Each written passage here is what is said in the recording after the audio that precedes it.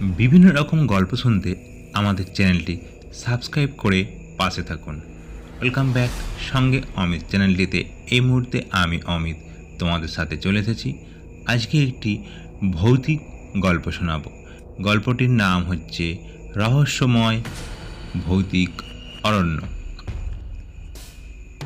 প্যারা নর্মাল গল্প লেখক জোসেফ এ সিদ্ধ মার্কিন যুক্তরাষ্ট্রের দক্ষিণ পশ্চিম ভারমন্ডে অবস্থিত রহস্যজনক এক স্থানের নাম দেন বেনিংটন ট্যাঙ্গায়াল।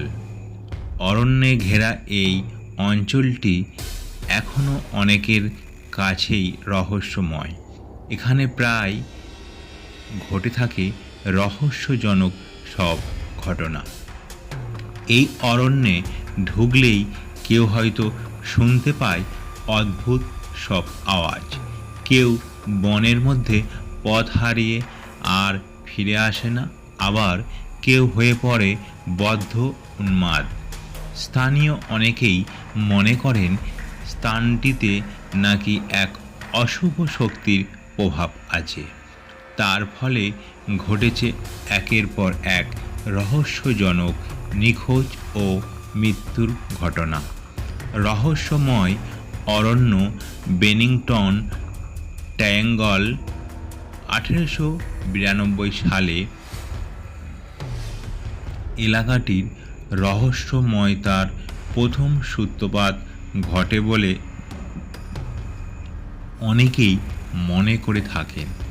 এই সময় হেনরি ম্যাকডওয়েল নামের এক স্থানীয় মাতাল জিম কাউলি নামের এক কারখানার শ্রমিককে হত্যা করে।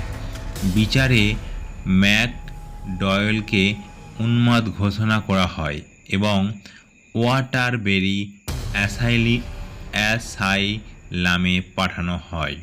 কিন্তু তার আগে সেই জেলখানা থেকে পালিয়ে যায় সে। তাকে আর খুঁজে পাওয়া যায়নি। বেনিংটন ট্যাঙ্গায়ালের প্রবেশপথ এর প্রায় 30 বছর পর একের পর এক রহস্যময় ঘটনা ঘটতে শুরু করে।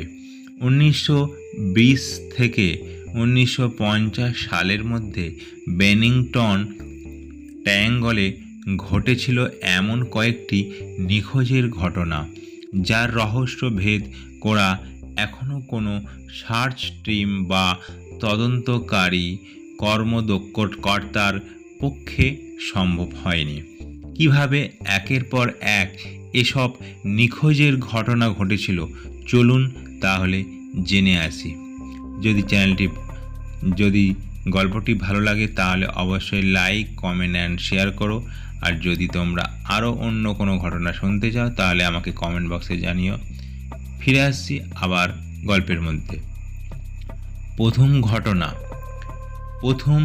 যে ঘটনায় বেনিংটন ট্যাঙ্গায়াল তোলপাড় হয় তা আজ থেকে অনেক বছর আগের কথা।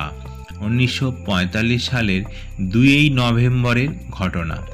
75 বছর বয়সী মিডি রিভার্স নামের একজন গাইড 4 জন শিকারীকে নিয়ে পাহাড়ে গেলেন শিকারের উদ্দেশ্যে। দলটিকে নিয়ে ফিরে আসার সময় লং টেইল রোড ও 9 নম্বর রুটের কাছাকাছি এসে রিভার্স তার সহযাত্রীদের থেকে সামান্য এগিয়ে যান। এরপর থেকে তার সহযাত্রীরা তার আর কোনো হদিশই পাননি।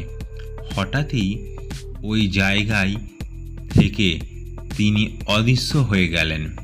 পরে স্থানীয় পুলিশ ও স্বেচ্ছাসেবকের দল চিরুনি অভিযান চালিয়েও রিভার্সের দেখা তো দূরে থাক, তার দেহ পর্যন্ত খুঁজে পাওয়া যায়নি। দ্বিতীয় ঘটনা। পরের ঘটনাটি ঘটে প্রায় 1 বছর পর। 1946 সালের 1 ডিসেম্বর বেনিংটন কলেজে অধ্যয়নরত পলা ওয়েলডেন নামের এক 18 বছরের যুবতী ভ্রমণের নেশায় লং টেইলের উদ্দেশ্যে বেনিংটন ট্রায়াঙ্গলের বনের মধ্যে ঢুকে পড়েন। তার পরিচিতি অনেকেই তাকে বনের মধ্য দিয়ে যেতে দেখেছে, কিন্তু সে আর জঙ্গল থেকে কখনো ফিরে আসেনি। এরপর তাকে খুঁজে দেওয়া বা তার সন্ধান দেওয়ার জন্য $5,000 পুরস্কার ঘোষণা করা হয়। এমনকি যুক্তরাষ্ট্রের তদন্ত সংস্থা FBI-এর সাহায্য নেওয়া হয়, কিন্তু কোনোভাবেই তাকে আর খুঁজে পাওয়া যায়নি। তবে তাকে নিয়ে এমন গুজব ছড়ায় যে পোলা হয়তোবা তার প্রেমিকের সাথে কানাডায় চলে গেছে। আরেকটি ধারণাও তখন বেশ প্রচলিত ছিল, আর তা হচ্ছে প্রকৃতির মাঝে একাকী নিরিবিলি জীবনযাপনের জন্য নির্জন জঙ্গলকে বেছে নিয়েছে পলা। কিন্তু এর সপক্ষে কোনো বাস্তব প্রমাণ পাওয়া যায়নি। তৃতীয় ঘটনাটি ঘটে তার 3 বছর পর, 1949 সালের 1 ডিসেম্বর তারিখে। James E. টেডফোর্ড নামের একজন প্রবীণ সামরিক ব্যক্তি তার এক আত্মীয়র সাথে দেখা করার জন্য সেন্ট এলবান থেকে বাসে করে বেনিংটনের উদ্দেশ্যে যাত্রা শুরু করেন। বাসে যাত্রী ছিলেন মাত্র 14 জন, কিন্তু বাস গন্তব্যস্থলে পৌঁছার পর দেখা গেল জেমস বাসে নেই। বাস যাত্রীদের তথ্য মতে বাসটি কোথাও যাত্রা বিরতি করেনি, কিন্তু সেন্ট এলবান থেকে বাস যখন যাত্রা শুরু করে তখন বাস ড্রাইভার যাত্রীর জেমসকে তার নির্ধারিত সিটে বসতে দেখেছে। বাস চলা শুরু করলে তিনি তার সিট থেকে একবারও ওঠেননি। আবার কয়েকজন যাত্রী শেষ স্টপেজের আগের স্টেশন পর্যন্ত জেমসকে ঘুমিয়ে থাকতে দেখেছেন বলে জানান, কিন্তু তারা কেউই বলতে পারলেন না জেমস কোথায় হারিয়ে গেছেন। অদ্ভুত ব্যাপার হলো, জেমসের লাগেজ ব্যাগ সহ তার টাকা ভর্তি ওয়ালেটটি তার আসনে পড়ে থাকতে দেখা যায়। চতুর্থ ঘটনা। পরের ঘটনাটি ঘটে পল জেফসন নামের এক 8 বছর বয়সী ছেলেকে নিয়ে। 1950 সালের 12 অক্টোবর এক সকালের ঘটনা। জেফসন ছিল তার মায়ের সাথে। তিনি এ সময় শূকর ছানাদের খাবার খাওয়াচ্ছিলেন, আর জেফসন বাড়ির চারপাশে ছুটাছুটি করছিল। ঘণ্টাখানেক পর মা ঘরে এসে দেখেন জেফসন ঘরের আশেপাশে কোথাও নেই। জেফসনের গায়ে ছিল লাল রঙের জ্যাকেট। দূর থেকেও যা সকলের চোখে পড়ার কথা, কিন্তু সার্চ টিম অনেক অনুসন্ধান করেও তাকে উদ্ধার করতে পারেননি। পঞ্চম ঘটনা। জেফসনের ঘটনার মাত্র 16 দিন পর, অক্টোবরের 28 তারিখ, 53 বছরের ফ্রিডা ল্যাঙ্গার ও তার চাচাতো ভাই হারবার্ট এল সোনার সমারসেট রিজার্ভেয়ারের কাছে ক্যাম্পিংয়ের উদ্দেশ্যে বেরিয়ে পড়ে। হঠাৎই একটি ছোট্ট স্রোতের নদী পার হতে গিয়ে ফ্রিডা পানির মধ্যে পড়ে যান। ভিজে যায় তার পরনের কাপড় চোপড়। এরপর তিনি হারবার্টকে একটু অপেক্ষা করতে বলেন। পোশাক পরিবর্তনের জন্য ফ্রিডা ফিরে যান ক্যাম্পে। অনেকক্ষণ হয়ে যাওয়ার পরও তিনি আসছেন না দেখে হারবার্ট ক্যাম্পে ফিরে আসেন, কিন্তু হারবার্ট ক্যাম্পে এসে ফ্রিডাকে খুঁজে পাননি। এলাকাটি ফ্রিডার কাছে বেশ পরিচিত, ফলে দিনের আলোয় হারিয়ে যাওয়া তার পক্ষে বেশ অসম্ভবই বটে। আবার শুরু হলো ব্যাপক তল্লাশি। 2 সপ্তাহ ধরে 300 জন অনুসন্ধানকারীর সমন্বয়ে গঠিত 5টি অনুসন্ধান টিম হেলিকপ্টার, এয়ারক্রাফট থেকে শুরু করে বিভিন্নভাবে তন্ন তন্ন করে অনুসন্ধান চালিয়েও ফ্রিডার অস্তিত্ব কোথাও খুঁজে পাননি। তবে অদ্ভুত এক ব্যাপার হলো, এই ঘটনার 1 বছর পর 1951 সালের 12ই মে সমারসেট রিজার্ভের কাছাকাছি এক জায়গায় ফ্রিডার দেহ পড়ে থাকতে দেখা যায়, কিন্তু তার দেহ ময়নাতদন্ত করেও মৃত্যুর সঠিক কারণ জানা যায়নি। তবে ফ্রিডাই একমাত্র নারী যার লাশটি খুঁজে পাওয়া গিয়েছিল। কেন ঘটছে একের পর এক এই অদৃশ্য হওয়ার ঘটনা? অনেক প্যারানর্মাল বিশেষজ্ঞরা এ নিয়ে তাদের নানা অভিমত উপস্থাপন করেছেন। নেটিভ আমেরিকানরা গ্লস টেনবারি মাউন্টেনের পাশাপাশি এলাকাটি অভিশপ্ত ভূমি বলে মনে করেন। এলাকাটিতে বসবাস স্থাপনকারী প্রথম ইউরোপীয় অধিবাসীদের এক অংশের অভিমত, পাহাড়ের পেছনের আকাশে প্রায় সময়ই এক অদ্ভুত আলোর ঝলকানি দেখা যায়। বাতাসে ভেসে বেড়ায় এক মাদকতাময় গন্ধ, আর মাঝে মাঝে শোনা যায় নানা অদ্ভুত ধ্বনি। স্থানীয় কারো কারো মতে এক বিশাল দৈত্যাকার প্রাণীর বাস রয়েছে জঙ্গলটিতে। এই প্রাণীটির অকস্মাৎ আক্রমণের শিকার হয় অভিযাত্রীরা। অনেকে প্যারানর্মাল বিশেষজ্ঞদের মতে স্থানটিতে বাস্তব চেনা ত্রিমাত্রিক জগতের প্রতিনিয়ত পরিবর্তন ঘটে, যার ফলে কেউ এই জগতে প্রবেশ করতে গেলে সে দিগ্ভ্রান্ত হয়ে হারিয়ে যায়। আবার অনেকের মতে ভিন্ন গ্রহের প্রাণীদের অবস্থান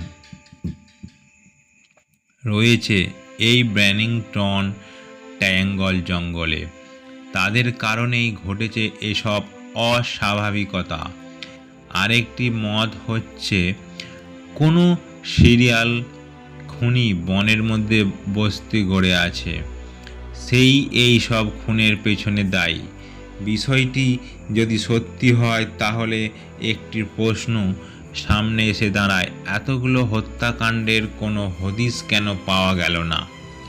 একটি ছাড়া কেন পাওয়া গেল না আর কোনো মৃতদেহ? এরপরও এমন কিছু তথ্য এসব অদৃশ্য ঘটনার পেছনে পাওয়া যায় যেগুলো বেশ রোমাঞ্চকর। 1. সবগুলো হত্যাকাণ্ড একটি বিশেষ সময়ে ঘটেছে। শীতের সময় ছাড়া বছরের অন্য সময়ে কেন এমন কিছু ঘটে না? 2. 1942 ও 1950 সালের মধ্যে এসব অদৃশ্য হওয়ার ঘটনাগুলি ঘটেছে। 3. ফ্রিডা ছাড়া আর কারো কোনো হদিশ শেষ পর্যন্ত পাওয়া যায়নি, কিন্তু এভাবে ফ্রিডা তার তাঁবু থেকে অদৃশ্য হয়ে গেল, সেটি একটি রহস্য। 4. হারিয়ে যাওয়ার পর অনুসন্ধান দল তন্ন তন্ন করে খুঁজেও ফ্রিডার কোনো হদিশ পায়নি, অথচ 1 বছর পর যে জায়গায় থেকে তিনি হারিয়ে গিয়েছিলেন সেখানেই তার লাশ পাওয়া যায়, যা এক বড় রহস্য। 5. ফ্রিডা এবং রিভার দুইজনেই বয়স্ক ব্যক্তি ছিলেন এবং এলাকাটি তাদের নখদর্পণে ছিল, তাই পথ হারিয়ে ফেলা তাদের পক্ষে একেবারেই অসম্ভব। 6. অপর দুই ভিকটিম ওয়েলডন ও জেফসন উজ্জ্বল লাল জ্যাকেট পরিহিত ছিল, ফলে অনেক দূর থেকে তাদের দেখতে পাওয়া যাওয়ার কথা, কিন্তু তাদের পরিহিত কোনো কাপড় পর্যন্ত পাওয়া যায়নি। 7. আবার ওয়েলটন ও টেডফোর্ড, এই দুই ভিকটিম 3 বছরের ব্যবধানে একই তারিখে অদৃশ্য হয়ে যান, যা বেশ কাকতালীয়। 1937 সালের পূর্বে এলাকাটি বেশ জনবহুল ছিল, কিন্তু 1937 সালের দিকে গ্লস্টেনবারি শহরে প্রাকৃতিক দুর্যোগ ও মহামারী দেখা দেয়, ফলে অনেক লোকের প্রাণহানি ঘটে। সে সময় নগরটি পরিত্যক্ত হয়। 2010 সালের একটি আদমশুমারির তথ্য অনুযায়ী এই এলাকাটিতে সব মিলিয়ে মাত্র 8 জন বাসিন্দা বাস করে। বর্তমানে এটি ভুতুড়ে শহর হিসাবেই পরিচিত। যদি গল্পটি ভালো লাগে তাহলে অবশ্যই লাইক, কমেন্ট এবং শেয়ার করো।